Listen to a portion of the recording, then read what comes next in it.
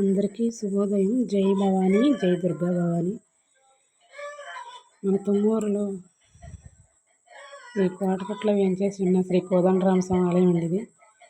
అయ్యగారు సందకాడ వస్తారు 7:30 టైంలో. అప్పుడు దీపం వెలిగించి వెళ్తారు. దాదాపు 1 గంట అరగంట వెలుగుద్దండి ఈరోజు. ఎప్పుడు కూడా ఈ 18 సంవత్సరాలు బట్టి నిన్న కార్తీక పౌర్ణమి సందర్భంగా మరి అయ్యగారు ఇంకా ముందే వచ్చారు, ఎర్లీగానే వచ్చి వెలిగించి వెళ్ళారు. కానీ ఈ దీపం ఇప్పటి వరకు అలాగే వెలుగుతుందండి. అసలు ఎంతో విచిత్రంగా ఉందండి. ఈ దీపం అసలు ఎవరు వెలిగించారో కూడా అర్థం కావట్లేదండి. అసలు ఇది చూస్తుంటే నాకు ఒళ్ళంతా పులకరిస్తుందండి. అసలు ఎందుకు అసలు ఈ టైం దాకా అసలు ఎలా వెలుగుతుంది ఈ జ్యోతి అనేది అసలు ఆ భగవంతుడు ఇక్కడ ఉన్నాడు అనడానికి ఇది ఒకటే నిదర్శనం అండి. మరి ఈ దీపం ఎవరు వెలిగించారనేది మనకి అంత చక్కని ఇదండి.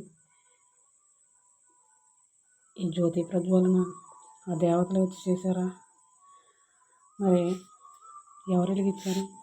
నేను రామాలయంలోకి ఎప్పుడు వెళ్ళలేదండి. మామూలుగా ఈ తాళం నా దగ్గర ఒకటి, అయ్యగారి దగ్గర ఒకటి మాత్రమే ఉంటుంది.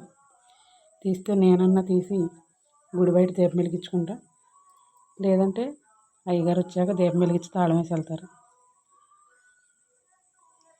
చాలా సంతోషంగా ఉందండి. ఈ దీపం చూస్తే సాక్షాత్తు నేను అయోధ్య వెళ్ళి వచ్చినంత ఆనందం అప్పుడు ఎంత కలిగిందో ఇప్పుడు కూడా అంతే ఉంది. జై భవానీ, జై దుర్గా భవానీ. మాటలేం రావట్లేదండి. రామయ్య దగ్గర ఈ తెల్లవారుజామున ఈ దీపం చూసిన కాడ నుంచి. జై దుర్గా భవానీ.